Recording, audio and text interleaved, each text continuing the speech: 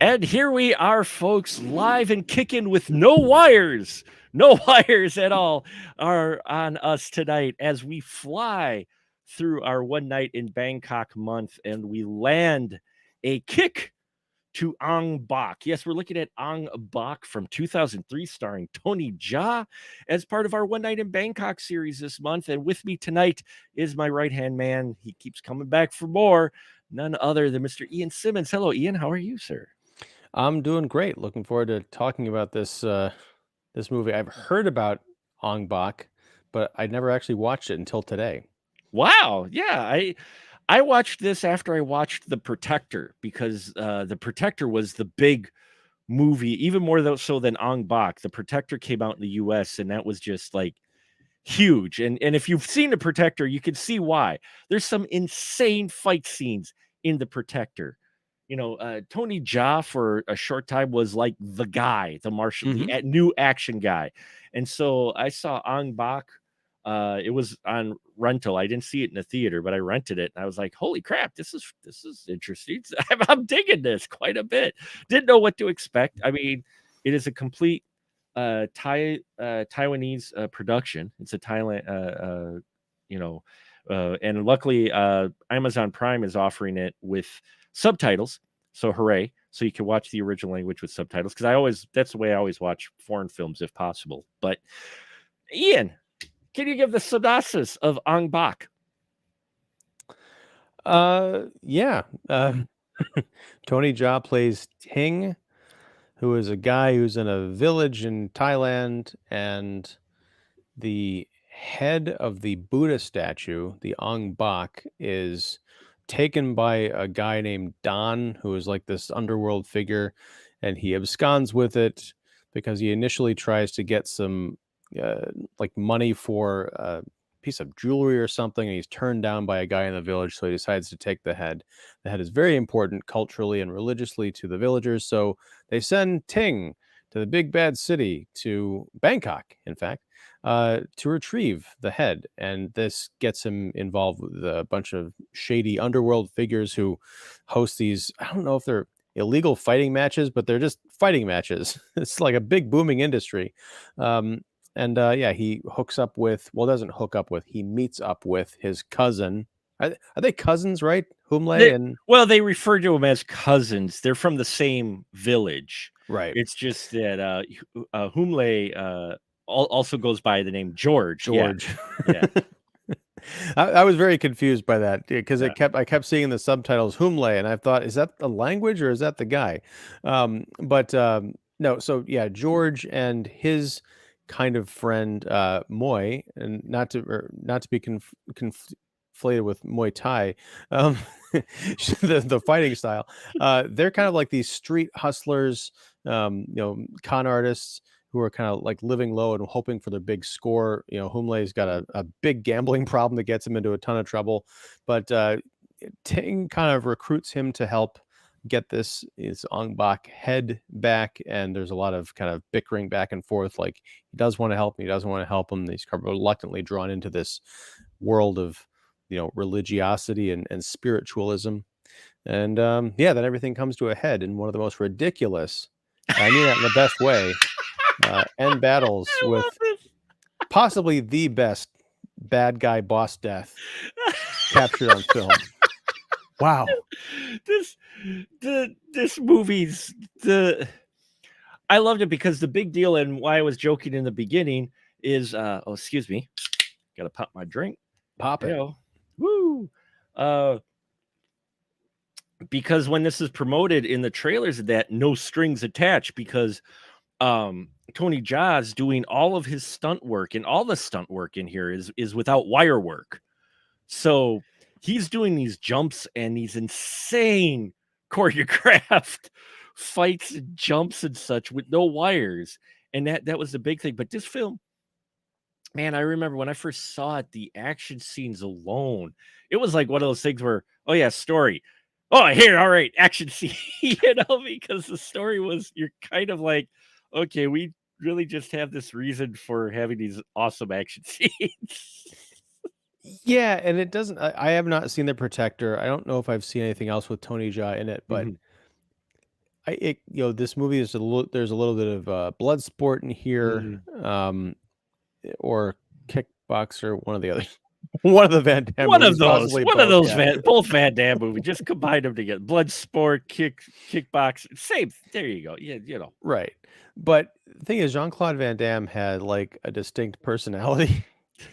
Tony Jaa, he's good in the movie, but he's just got that kind of like he's the naive country boy who's very serious Mhm. about like what he's tasked to do. Does he crack a smile at all in this movie? He's very serious. It's hard. I don't think I've seen him. I don't think I saw him really crack a smile in it. I know this was one of his earlier films because, like, The Protector, later on, was after this, I believe, and uh, his character there was a bit better. But here, I mean, he's supposed to be the kind of fish out of water, the country guy in the big city, scary city. Um, he's going to be a monk in his village at one point, and what I love is you get the scene early on to where you have his mentor and trainer in that, who is a monk, who says, "Okay," and he demonstrates his Muay Thai perform. He's got a name for every move, and Mhm. then the guy goes, "Yeah, you're really good. You mastered it. Don't use it," and walks away. And he's like, "Wait, what?" And with it, the film being what it is, you're like, "Don't use it." Okay, how long is it going to be before he has to use it? It's about 10 or 15 minutes. Uh, I you know, and that's the other thing. I think the movie, at lea this movie needs to be seen twice, I think, mhm. because by the end, I had a full appreciation for all of his talents. I mean, certainly before then, like when he's Well, yeah. the market chase, when he actually folds himself in half to propel himself through a This circle, a wreath of barbed wire. And doesn't touch. I mean, and not a Doesn't hook touch it, touches not him. a scratch, Not right. a scratch. It's amazing, but in the beginning of the movie, when he's doing that little demonstration of all the moves, Yeah. did that go on for 20 minutes? Because he's like, stretching tiger, fierce elephant, grocery shopping list. Like, I don't know what the hell. Like, he keeps doing all these Y moves. I'm like, yeah. yeah, he's got the fists and he's got the leg, and then this Mhm, one is at a different angle, but I get it. mhm. Stop.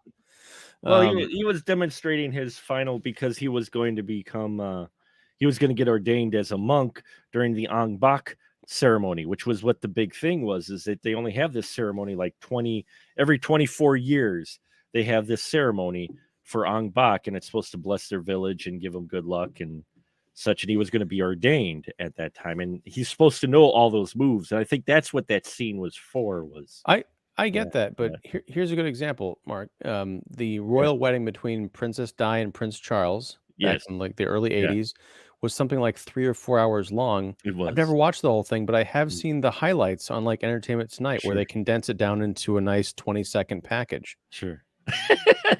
Yeah. Well, they were just trying to show, like I said, I think this was one of his first, so they could just have been demonstrating a bit, you know, um, his skills. Oh yeah, So to speak. the thing So, is like the movie takes a while to like really get going, and then when it yeah. does, it like really gets going. Oh, well, I'm sorry. Actually, this is like his 6th film. This is actually his 6th film, but I think it might have been Oh, the first one where he was starring. Because right after this, yeah, he did this, then The Protector, and then Ong Bak 2 and Ong Bak 3, then The Protector 2, then a film called Skin Trade. He was in Furious 7. Yay! And Triple X Return of Xander Cage, because good to see him there. So he's done, he went on later, and I did like him in Monster Hunter, but this was one of his, I would say, is probably it's his 6th film, but up until then it was really a lot of action stuff. So I think, as far as acting goes, it's still kind of finding his way a bit. so this is like his breakthrough then, yeah, his Yeah, well, kind of crossover thing, this yeah. is the one, if I remember correctly, that's kind of got him to the global audience, because he had done, like I said, this is a Thai production. The other films he was in were produced by were Thai productions. So, but this was the one that I think that kind of got him out. You know, they on purpose because of his talent and that they were trying to promote him more and get him on a more global scale than on a just, you know, in Thailand moviegoer radar, put him on the and I can see why, because the fight scenes of this, I love watching the fight scenes in this. It to what you were saying earlier, there Yeah. definitely is a bit where it's like, okay, now we're in the action and like, oh, the action's over. It's kind of like Sunday night where you're like, oh, I gotta go to work tomorrow. You know, that transition back into the part that's not quite as exciting or frankly good. Um, but I really like the story stuff towards the end, like the It gets resolution of stronger. George's story Yeah. or George slash Mhm. Humley. Like his character goes places that I didn't think he would go based on how he is presented in the beginning of the movie. So that was really nice. But a lot of the other stuff is like, it's not that strong. But fortunately, the fighting scenes get more and more ridiculous and over the top as it goes, even when it's not like in terms of set pieces, but Ting just fighting people in these like these little clubs. Like the one guy, Mad Dog, I think, Yeah. who I just was reminded of like Street Fighter video game or something where he's just like using the entire environment and fighting dirty, like smashing bottles, ripping out electrical signs and then electrical wires and turning over tables and like what is even happening here? Well, yeah, because George sees because the one of the early scenes, our guy is just there and he meets up with George because they're from the same village, and so he thinks he's going to get help. He doesn't know George is a con artist. George takes his money while he's in the shower, or was going to take a shower. All the money he's got that the poor villagers put together so he could go to the city to get the head from the statue back, and George freaking takes it and bets it all on a fight, which is rigged. We find out by two of these crime bosses. One of them is the one that Don works for, and so our guy who's inexperienced, he tracks George down, wants to just get his money back from the that he had from the villagers, and crosses into the fight pit as as they're looking for a challenger, and suddenly he's challenged, and they're like, "Oh, okay." And he fights, and he just kicks the shit out of the one guy. They thought with one kick, he puts this guy down. And that's a great moment because there's all this like crowd tension. I think there is music in this Yeah. scene and Mhm. it's like a whole big thing like how's this going to go? And it's like a record scratch but a kick. Right? He kicks him just like leg goes completely up and slams the guy in the chest. Dude falls down like a sack of potatoes and everything goes completely quiet. Yeah. And Ting just like pretty much keeps moving like Yeah, I just got he's to get across this room. I got to get over there. Fight, what's going on? Yeah, and the guy was about to give him the prize money, and he's just like, "No, I don't want that. I just want that over there that my buddy gave you." And they're like, "Oh, okay. Here's your package full of random coins and other trinkets."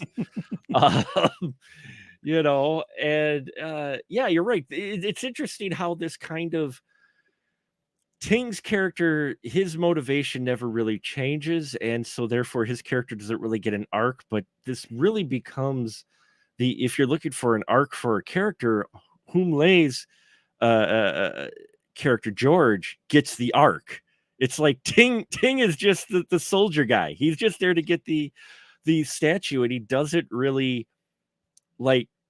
I mean, he becomes a little more experienced or more whatever for being in the city, but for the most part, Ting doesn't really change too much. He still stays the who he is. It's seems to be George who kind of softens or takes a turn. Yeah, and I now that you're spelling it out like that, I don't know if I've seen a movie like this before. Mhm. You know, and like Ting's biggest arc is that he gets his ass handed to him later in the movie. Like he gets Well, severely beaten up and almost killed, but there's not even uh-oh.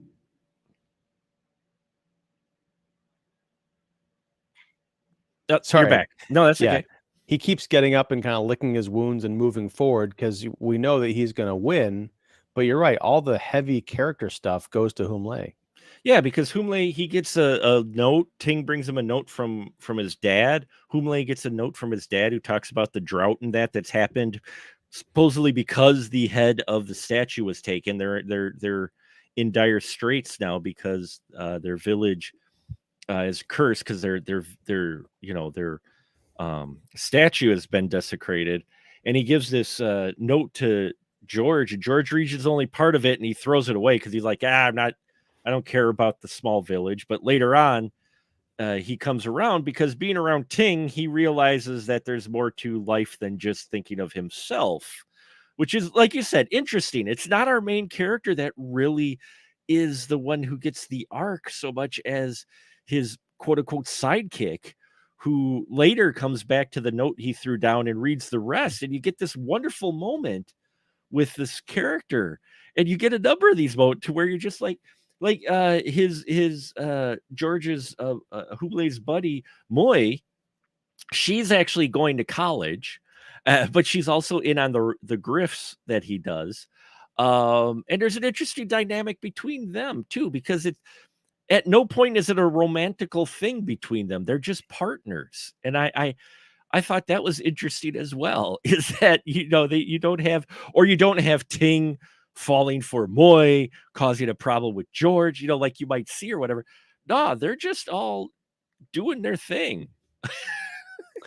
Yeah, and that it's a really strange dynamic there. It's almost like Amy Madigan's character from Streets of Fire, Mm-hmm. like the kind of the hired gun who's not interested in Tom Cody and he's not interested in her because he's got eyes for someone else. But you take out the romantic aspect of it, and this movie is essentially Streets of Fire in some cases, but it really does work. Mm-hmm. Yeah, the more I think about the dynamics of the three like good guy characters in this Yeah. movie, even though they're various shades of gray, the more I love it. I'm trying to think of have I seen this before? And like kind of, but not really. It really works Yeah. here. Did you Yeah. see Ong Bak 2 or 3 or I any did. of the I sequels? saw two. Two was good as well. Two was interesting. I never got around to seeing three. But I did see number two, and like I said, I saw the Protector. I didn't see Protector 2, but I saw Protector, and oh holy man, you thought these fight scenes were insane. Oh my god. The Well, Protector try and find a was way to work the Protector into your pre-code series next year and we can talk about it. we we will. We will. I'll find some way to talk about it, or I'll just throw it out there because yeah, the Protector is another one that was the follow-up to this that really was insane as far as the fight stuff goes. Multiple people that he takes on is insane. I mean, we get that here, but what I loved is there's a scene where he kind of stands up for George, and there's this gang that's been bullying George, and the gang also is, of course, connected to the syndicate boss who Don works for. Anyway, and Ting kicks their ass. He just even the tough guy, he kicks their ass. And so they think they're okay. And suddenly that guy shows up again and he's got like 30 guys. And you're like, oh, this is going to be like a wicked fight. Oh, here we go. And nah, George runs, Bully runs, and Tig's like, shit, no, I'm leaving. And he starts running. And that begins this whole like crazy market chase. And it's a great cartoon. Like Mm-hmm. at one point, Ting, who is way far behind George because George was the first one to scram, Ting comes running past George, and George like, what the hell? And then they get stopped, and there's kind of a standoff because Ting picks up this giant meat cleaver, and then he gets a different giant meat cleaver from a vendor, and the rest of the gang is kind of like on the other side of the street. They're all freaked out, like this guy's got a big knife. What are we gonna do? And then we see a little old lady crossing between them, saying, "Knives for sale, knives for sale." Cut to a great Han Solo and the Death Star moment where George is like running away, and you got this horde of people waving all different kinds of Get knives the coming after him. knives. It's so much fun. Oh, it is. It has a lot of fun. There's this wonderful, it's a little sequence, but there's so many moments like this. There's the bigger moments where they have camera coverage on purpose because literally at one point when there's like 10 guys about to face Ting, he looks at him and Tony Jaa's skills as far as martial arts and acrobatics is incredible because he literally jumps and walks on these guys' shoulders to get behind them and run. And you're watching it going, and you're like, someone might say, well, why do you have 2 or 3 camera angles? I'm like, because it shit's impressive. And you want to show he's doing this for real. He's hopping over things. There's another sequence where there's a bike and a car passing by as he's crossing the road and people walking, and he literally weaves through them effortlessly and doesn't touch a single Oh yeah, the same thing with it's ridiculous because it's almost like one of those old wacky Hollywood comedies where the exact moment where there's a big chase happening, there happens to be two guys carrying a bale of barbed wire. There happens to be Yes. people transporting these giant parallel sheets of glass, Mhm. and he goes through those parallel sheets of glass again without touching either of the panes, and they are just about centimeters away from his body. Um, it is phenomenal. One of the things it takes a little getting used to. Mhm. And at first, I wasn't sure if I was seeing what I was seeing, but during a lot of these action sequences, the big finishing move, you'll see it two or three, sometimes Mhm. four times, usually in slow motion. Like, did something different happen? No, it's the director's way of saying, no, you really did just see that. You want to see it again? Here it is. Is your jaw on the floor still? Pick it up and watch it again. This Yeah. is amazing.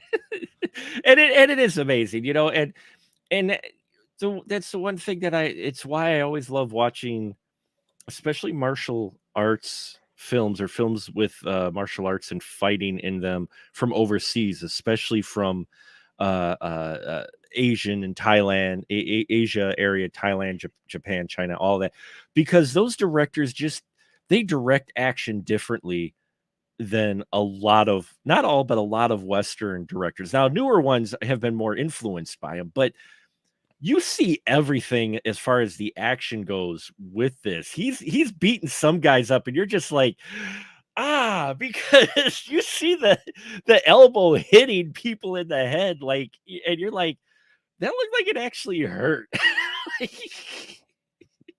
Well, the one guy who is sort of the main bad guy's top henchman. Yeah, There's a big fight because this guy injects like a needle worth of like super soldier serum into him or yeah, something like pretty a much super steroid steroid. to make Yeah, him yeah. invincible.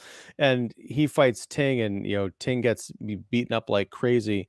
And then later on, the guy comes back, and I think at this point it's when he injects like 5 or 6 needles Yeah, into in the himself at final, in the once, finale, right? yeah, in the finale, yeah. But Ting gets on top of him, like wraps his knees around him, and then does the elbow thing into his head. And I swear he brings it down exactly on the top of his head. And I call it the pop top moment because it The looks like he's blood, opening yeah, a can of soda, like yeah. spurts out. Oh, yeah. But then the guy shows up like later and like the surprise, like you thought I was dead. I'm like, yeah, because you should be. Like, Well, there's no, no way. he's all juiced up, so you can see his eyes are all, he is severed. He's bleeding. He's bleeding from the mouth and all that. So I mean, he's kind of just running out the juice at that point. So I get it, and it's a very fine distinction, but I don't mind like a movie slipping into kind of cartoonishness, kind of like the mm, marketplace scene that we saw, yeah, because I really believe it. But when you're talking about, oh, he's got this super yeah. soldier serum that didn't just make him instantly Well, overdose. well, let's not forget the fact, because the bad guy, because Ting is just rubs the bad guy the wrong way because he keeps losing money. He keeps betting against Ting with this other crime boss, and he keeps losing. You're just like, why do you keep getting goaded in? Because Ting keeps winning, even when he's starting to get his butt kicked. So they manage to track down George and Moy, and they kidnap him, and kidnap George and Moy. And then George shows up and says, hey, you've got to fight, this right hand man guy. And Ting's like, fine, okay, fine. And then you cut and you don't know what happened. And next thing you know, you're seeing Ting get his ass just handed to him. You're like, what the hell? And then you find out later, oh, they agreed to Ting to throw the fight so that the guy could win his money back from the other crime boss. And oh, yeah, now we're going to release Moy and George. Of course, that doesn't happen. And you get this another wonderful fight, escape scene with a car and a motorcycle. It's beautiful. It's so Well, I also like this main villain guy, and I don't think I caught his name. But he's got the tr- of course, because he's got the tracheotomy, he speaks with a little like voice, Box, yeah. modulator thing, Yeah, right? Voice yeah. box. And we get to see the scene, of course, where he smokes the cigarette out of the hole. But at one point he says, I don't care about, religion. I don't care about your statue or iconography. It's all just stones. By the way, I decide if you live or die. I'm God. Mhm. And as he's being, wheeled out of the one place because he's going to go to his main lair, it's the most James Bond villain line I think I've ever heard. Even in the context of James Bond movies, he says, "Dispose of them and meet me at the cave." Yeah. I love it. I love it. This, and that's the thing is this movie is having fun. It opens with this wild action sequence with guys crawling up because it's part of the competition for the ceremony of Ong Bak. A large group of these individuals climb this very large, I'm assuming, kind of sacred tree to get at this flag at the top. And they beat the living hell out of one another. Guys are falling and hitting logs, and you're just like, ow, damn, because they're hitting logs as they fall, the limbs. Yeah, they're all kind of like caked up in like Yeah. mud, so they look like Schwarzenegger at the end of Predator. They're all like white. Um, I again, I got to see this movie again because watching this in 2023, Mhm. when so much of what you see in action movies is CG or Mhm. stunt work or creative camera angles, I was kind of checked out for the first part of this, and Mhm. it took me a few minutes to realize, oh, they really are knocking people out of this The tree, and I can tree. see the body fall from like the top limb all the way down to the ground. And I didn't see the ground move in that way that indicates there's like a pad under some leaves or something. Like No, it was I loose think dirt. that guy, It was loose right, dirt, though. It was loose dirt, but it wasn't like a pad underneath in most spots, but right. I'm like, whoever that stunt guy is, I'm pretty sure he got hazard pay because he broke a rib that day or three. a couple of them did when they're falling out of that tree. Because you watch a couple of, especially as they get higher, you're just like, "Holy cr" and you watch a couple of those guys get pi there's one guy that literally he hits one, he falls back, hits another, and then another before he literally, like, Plinko down down the tree, and you're just like and he lands, and they got the camera close up on him where he lands, and he looks like he's actually in pain. You're just like, "Oh, damn. Holy" yeah, this Well, stuff yeah. that's going back to what you were saying a few minutes ago about like, international cinema and these Yeah. kinds of movies.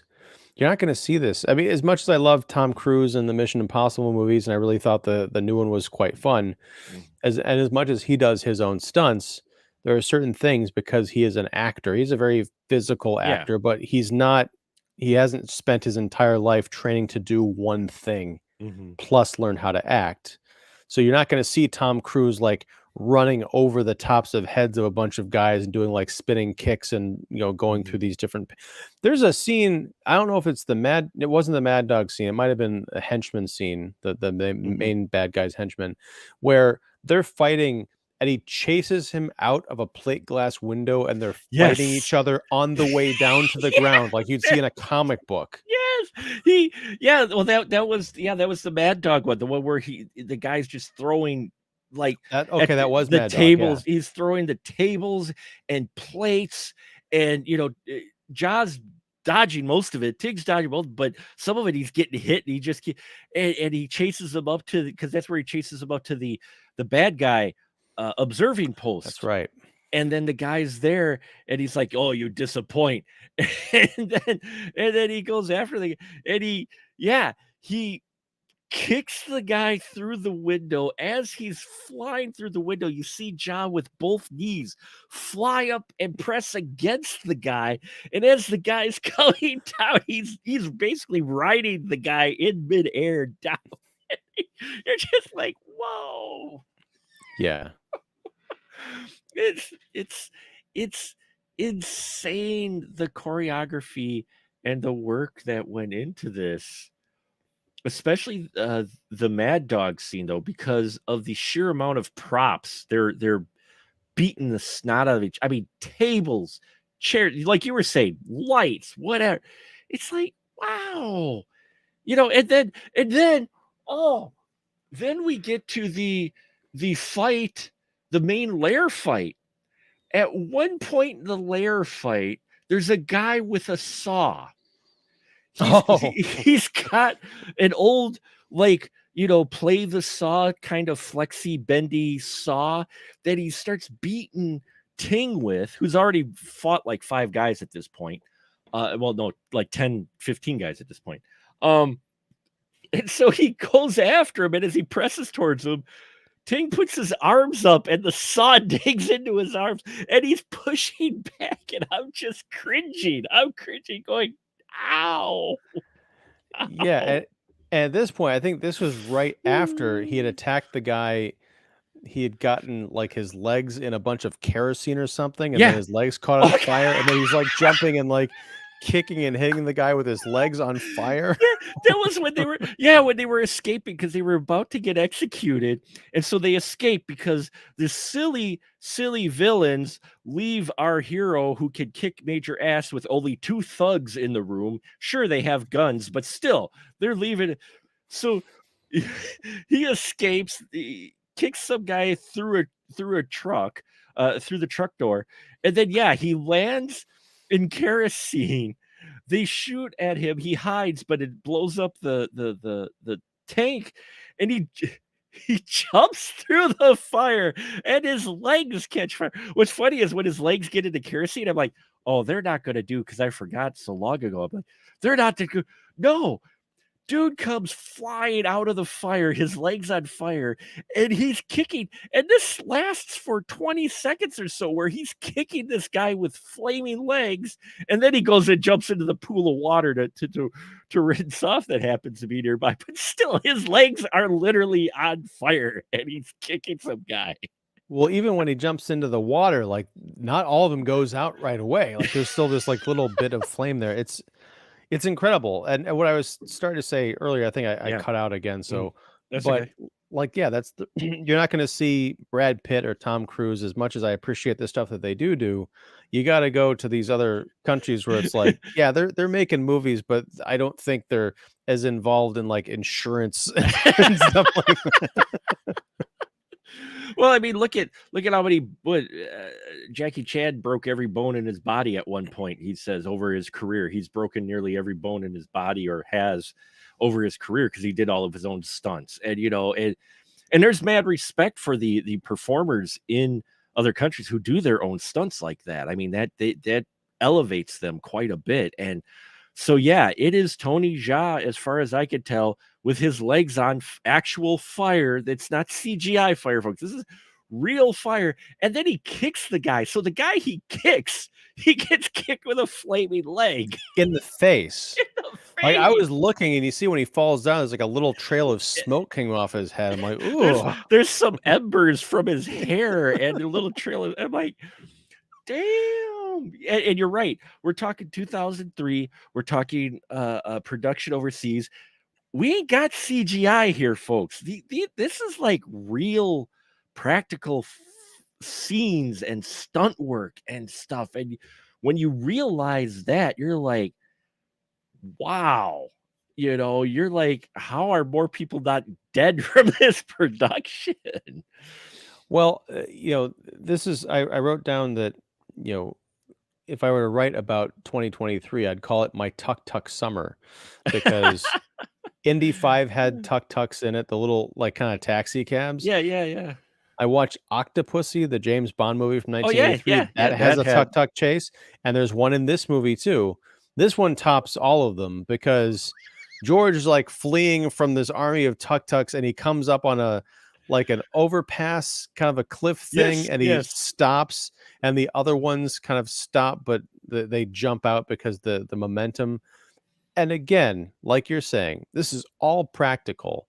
Mhm. I don't know what part of Bangkok they roped off here, if they recreate it in some other place, but it looks like tuk tuks just like falling from the sky and landing in heaps on the street in this metro area. There's one at one point, one like goes off the overpass, bounces into a building across the way, and then crashes into the Yes. street. Like what the hell? Yeah, it flew. I couldn't believe that it flew off the overpass, and it like, oh, they actually flew that into the side of a building. Okay. And the stunts they just do in general with the tuk-tuks, the way they're spinning the wheels, and they literally have like what I called when I watched it again here, the Blues Brothers moment, to where they're being chased by all these tuk-tuks, and George manages to take a very sharp turn. And they're still being chased, and a couple of them make the turn as well. But like 8 or 10 tuk-tuks end up flipping over and crashing into each other, kind of like that cop scene in Blues Brothers, Oh yeah. the cop car scene.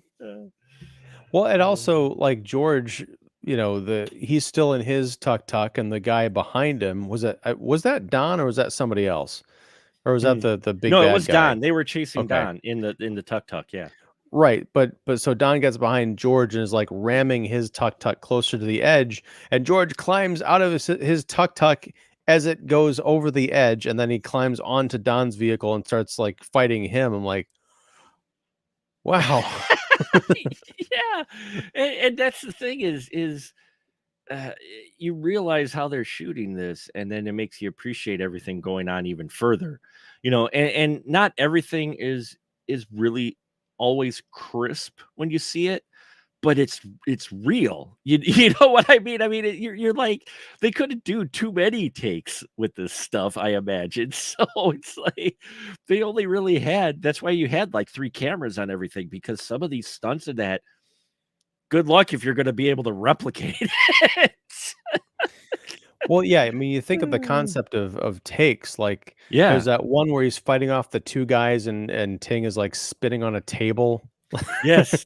Yeah. I mean, Yeah. can you imagine having to do multiple takes of that as just part of your day? I can't. I mean, it's one thing for Tony Jaa to be doing that because he's spinning around and kicking people, but to be the other guys, the recipients, so, like, do I have to take another jaw to the face? This is, like, the 45th time. I have no jaw left.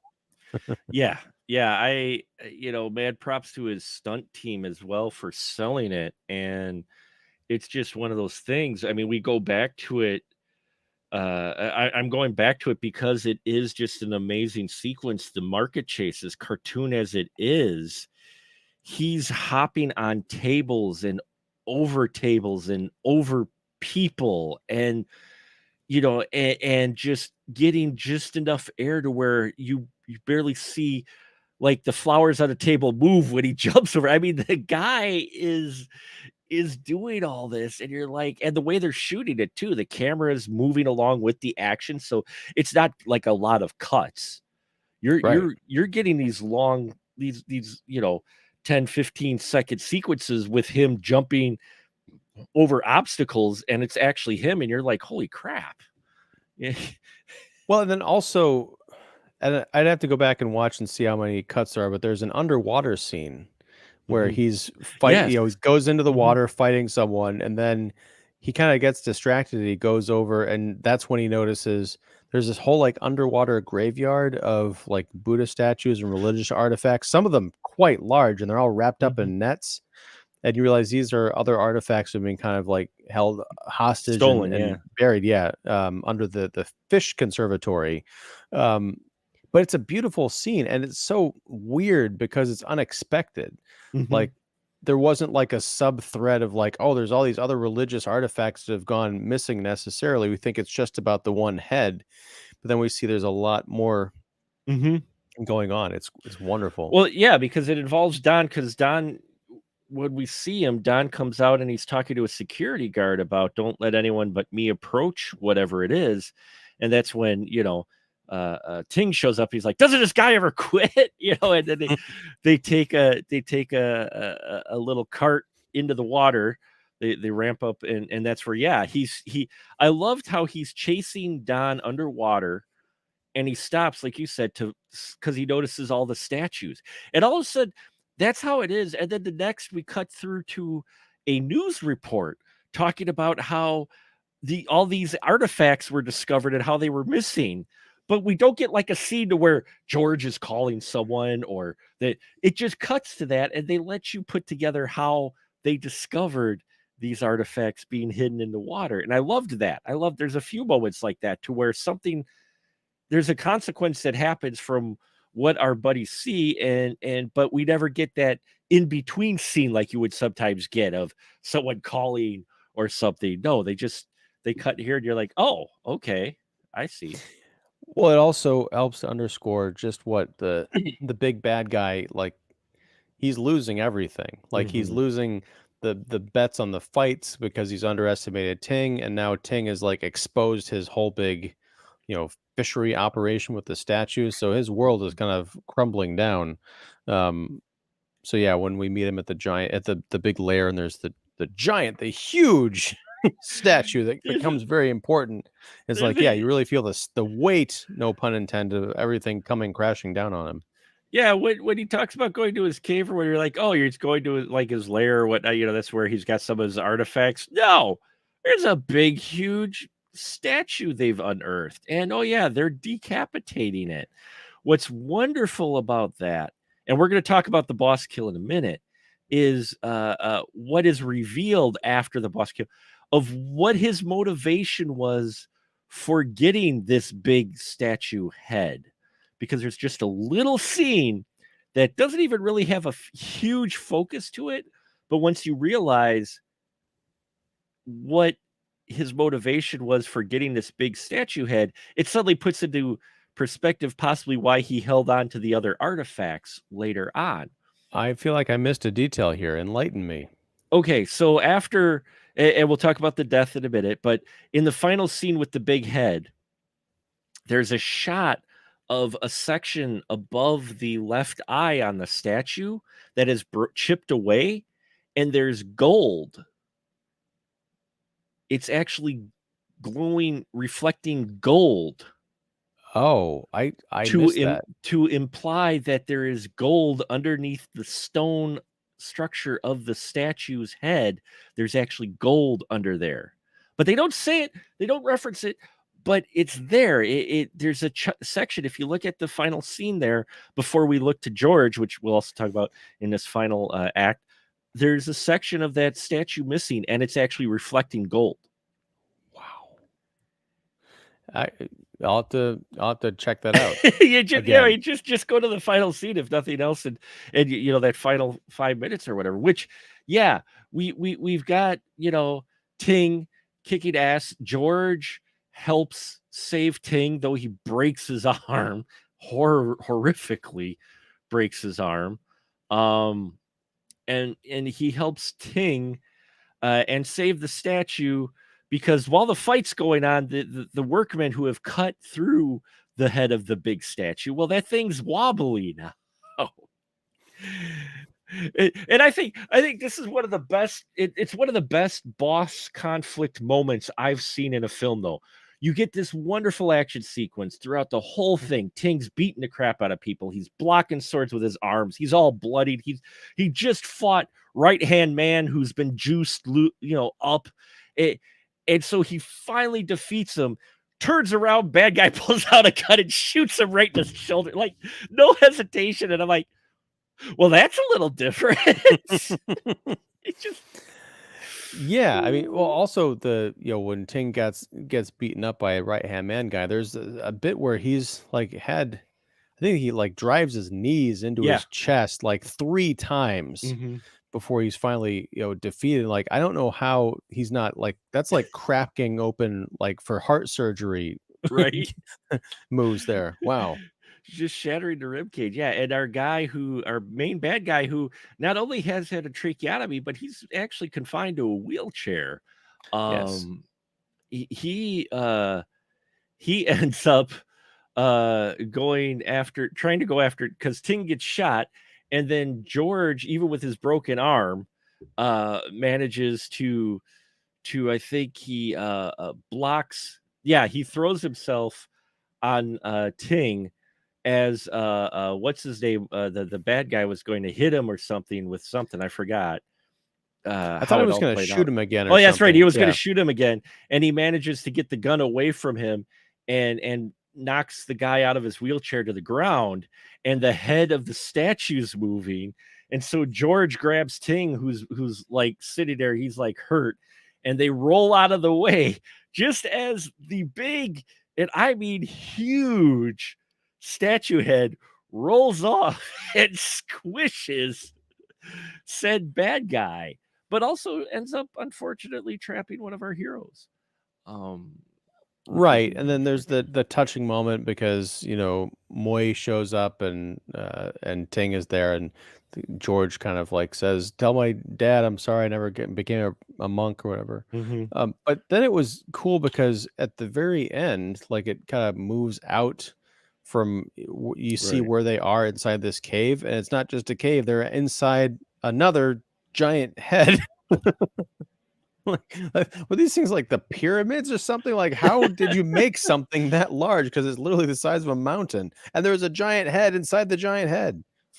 Oh, Yeah, it's pretty wild, and then we get our celebration at the end, of course, because the head's been fixed, and I swear,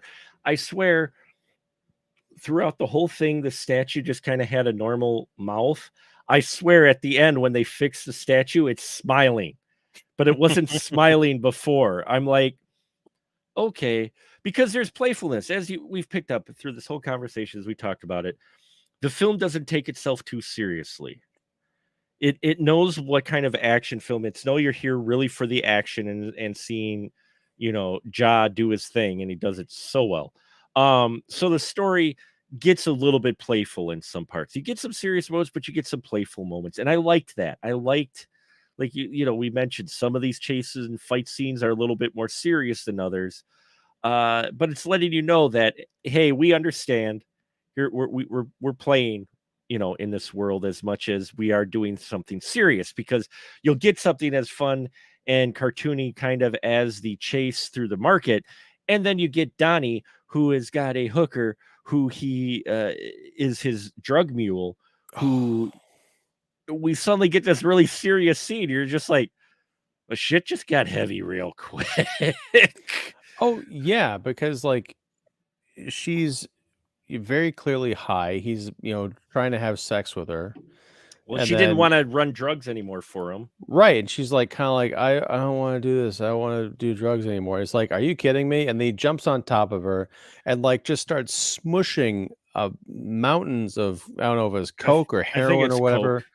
coke. And then she starts to OD. So it might have been smack. But then she's ODing, and that's when Humle and George show up, and like there's another chase, and for some reason there's a poster for the Brad Pitt movie Spy Game up on the I wall. saw that. I saw that.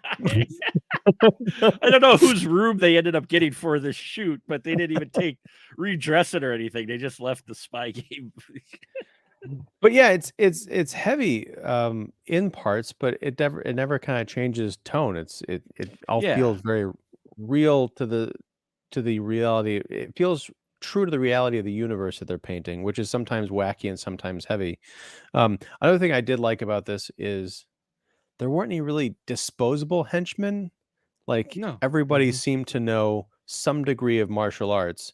So, there's never just like the guy who's, standing around with the machine gun or something who gets quickly taken out. Like, everybody gets, if you're gonna go up against someone, even like the lower tier Yeah. flunky, you're gonna have to fight your way out. Yeah, because the guys are coming at him with machetes and that, and they're actually able to use them in that. And that's what I liked too, is that all the guys fighting him at least felt like they were real guards and not just hired hands. I mean, these guys had some skills to them in the lair, at least anyway. And yeah, I like overall, this is a fun action film. I mean, 2003. So it was a really interesting time for action movies because um you had real world, severe, heavy real world things happening. So trying to do an action film was a bit tough, I think, to sell. And so a lot of people were looking for maybe a little more escapism. And Ong Bak's definitely one of those escape films that you just sit and you just watch and you marvel at the fact that these people are actually doing this. There are no wires going on, and you're just like, how some of the stuff Jaa does, you're just like, how? Really? Well, it makes you think about, when you're Yeah, watching him, even when I was giving the movie crap earlier about, like, how they had did the million poses in the beginning, yeah. but you watch just the discipline and the flexing and the twisting of the muscles, the very specific stances. Mhm. Just like the years of training and discipline to just be able to get the muscle memory to remember all of these poses and to put everything together, and then to take that into the realm of actually fighting someone, and then to take it further into actually fighting multiple people and not getting hurt and doing all this balleritic stuff. It just makes me wonder, like, about Tony Jaa's life. Like, what Yeah. was that like, and how do you get to be this kind of a caliber person? All this stuff is, like, happening in the background while I'm watching, like, "Oh my god, he just jumped through barbed wire hoop." Yeah.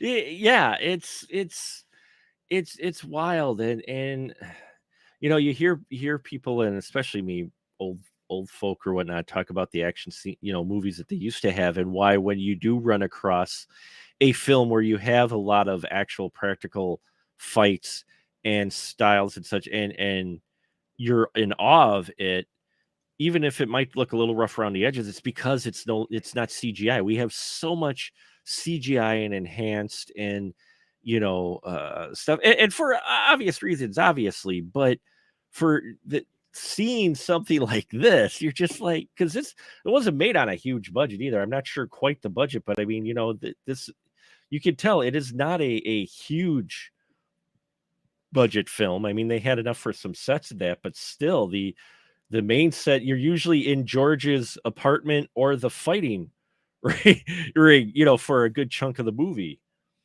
I noticed, like, I have to go back and watch it again to tell, but Mm. it feels like every place where every arena where there's a fight taking place, whether that's like the underground club or that one place that was like on the the Mhm. Burmese Thai border, or even the lair at the end, it was all like dusty and lit yellow. Like they had a Yeah, very specific look to it was consistent at least. it was consistent, but yeah, you're right. Everything did kind of look yellow. Yeah, its budget, I don't have its budget, but it did gross 20 million worldwide, 4.5 million in the US. But I don't think it was released in many theaters. So uh interesting, Hmm. interesting angle there with that. But yeah, this is a fun movie. I had fun with it. It's good old escapism action film that, if you like your Jackie Chan type stuff, if you liked your Jet Li type of action where the folks are actually doing their stuff, and you could tell, and the filmmaker knows that they're doing their stuff and wants to show you, hey, this guy's actually beating the shit out of someone. That's what I would say Ong Bak is good for. It's not heavy cinema, but it's definitely entertaining. Yeah, I mean it could almost, you could cut this whole story out and just have it be a 25-minute demo reel of what this guy can do with his body, Yeah. and that would still make it a worthwhile film because it's very well shot, it's very well performed, even though I was, again, I don't think based on this performance, Tony Jaa is the most charismatic actor, but Mhm. given what the story is, you've got George there. He's the charisma Right. of the piece and the weight. So yeah, it's very much worthwhile. When I'm watching modern action movies, I'm constantly looking for the CGI. I'm looking for the Mhm. edits, like, oh, this is how they covered this and made it look like this, and they probably filled this in with, there's a digital background or whatever. None of that here. It's just great to watch it and to be pulled out in the way of like, no, how did he do that? It's like I'm watching some of this and I'm like, my body hurts, and I just watched this. There was another a great film that I enjoyed quite a bit that I think some people talk about, other people don't. It's called Chocolate. It was actually about an autistic uh, girl who actually knows martial arts like really well from watching martial arts forever. I mean, and they, uh, and it's the action sequences in that one too are amazing, especially this one scene where they're going up the side of this apartment building, and uh in the after credits, they also show, the fights and the mistakes, and you see how people actually got hurt during some of this stuff, so it's showing you that this is real stuff that they're doing. And on box like that. And there's just a difference. There's a bit of a rawness to it, but a grittiness to it, a little more weight.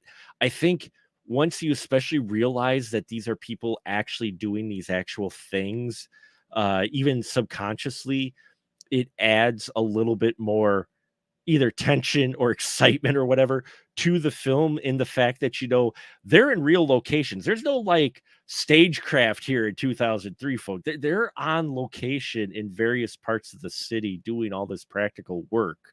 And once your brain kind of fills that in the background, I think it just adds a little something to where it feels a lot more real, because it is real versus all doing it on a soundstage and backgrounds with digital. Right. I mean, the one exception might be, because I don't know about, I just watched this movie today, but the fight with Mad Dog, where he's ripping Mhm. up all the scenery and the signs and the tables and stuff, that might have been choreographed or planned out, but it also feels like it could have just been, okay, Mad Dog, or where the actor was, go to town. We're not going to tell Tony Jaa what you're going to do. We're Yeah. just going to, because this guy's amazing. He can react to whatever you're going to do. Just go for it. It almost felt like that. They just made sure all the breakaway props were in the right spot, and then they just I don't even know if they were using breakaway props, man. Like, when it's he hard to grabs that, say some of those dishes were like well, also when he grabs that electrical wire, he just like rips it right out of the wall, like immediately after the sign came down. Like, wow. or a couple of those tables. I was like, those are fairly solidly made for being prop tables. And when he gets him up against the wall and he's pressing his thumbs like up into his Into his throat, I'm throat, like, yeah. Yeah, yeah, it just adds that other level, and it's exciting to watch. It really is, and it makes me want to go back and watch The Protector again, because that one I remember. I remember distinctly the final battle, if you will, final fight that he has at the end of The Protector. You think this is it's like you're just watching this stuff going, man, this is wild, and it's not many performers could pull this off, and when you do run across it, you appreciate it so much because it just adds such entertainment to it, well, you damn know. it, Mark. Now I gotta challenge you to come up with some way for us to watch and I talk I will about The Protector. I will do that. I will do that. We will do that. So there you have it, folks. Ong Bak, the Muay Thai Warrior. It's on Amazon. If you got Prime, it's free. It's got the subtitles on there. You don't have to enable subtitles like I initially did. It already has the copy that is on Amazon. Already has the subtitles in there. You don't have to turn them on. But I recommend it. I would say you're looking for a fun action film. You're looking for a little more old school martial arts type of Jackie Chan type stuff. This is definitely going to be right up your alley. What do you say, Ian? Oh, totally. Yeah. Again, this is one I'm happy to be able to check off my list because I'd heard about it. But I'm like, when am I going to sit down and watch this movie? Just Right. feel like throwing on Ong Bak. But now I can definitely say that, yeah, I definitely want to show this to my kids because, well, Mhm. parts of it, Parts of it. Yeah, because there's they parts. just, Yeah, yeah. yeah, they just started taking Taekwondo. So they're all big into Mm. like kicking and Yeah, punching and yeah, like yeah, learning yeah. stuff that they can count to 1 through 10 in Korean now. It's pretty amazing. Oh, that's pretty Um, cool. but yeah, so they're kinda getting into this stuff. I'm like, yeah, Mhm. this is something to aspire to, Yeah, but then you don't want to do that too much because they might kick your ass, like my kids did once they became black belts. I was like, oh yeah, I can't really wrestle with you guys anymore. I did that once. They were black white belt. They were on their way to black belt, and we were just horsing around, horse playing, horse fighting, and they did a move, and I'm like, okay, all right. No, I'm good. I'm good. They were concerned, but I'm just like, I forget I can't do this anymore because, you know, they get trained so during their training, they do the repetitions of that so soon it becomes second nature. They don't even realize it. It's supposed to be reactionary and defensive right away. So I forgot they did one move, and I was just like, okay, yep, all right, I'm good. We're good. No, we're good, because did like a arm bar. Yeah, it hurt, and I'm just like, I can't really horseplay with you guys anymore. You just say, well, you're not going to college anymore, kids, because dad's got medical bills now. Now you're going to be paid for your old man who you've injured, So there you have it, folks. One night in Bangkok. Ong Bak is another worthy stay. We had Bangkok Dangerous, so we have this. Now, next week will be our Perfect 10 episode where we look at Only God Forgives. It was a movie that I misremembered. I actually enjoyed it, according to my review on the YouTubes, which, because I've been around that long, I can go back 10 years and go, oh, look, I reviewed this movie. And then I go, oh, look, I reviewed this movie. I've been doing so we've got that coming up, and then we're going to be ending it with The Big Boss. So hope you're enjoying that. But now, as always, here's where I give my guest the license to shill. So, Ian, the floor is, as always, yours. Why, thank you. I'm Ian Simmons. I run Kicking the Seat, which you can find at kickseat.com or on YouTube. Just look up Kicking the Seat. I do movie reviews and interviews and roundtables and all sorts of fun stuff. So come check us out. I'm also here every Monday talking to Mark about, amazing consciousness expanding films like the one we discussed tonight. Consciousness. Yeah, I'm not sure what next week's going to be in store. It's been a long time since I watched Only God Forgives. But it'll be our second Refn movie, Refn Gosling movie this year, because I talked about Drive with Michael Vyers on his show, the Shameless Picture Show, earlier.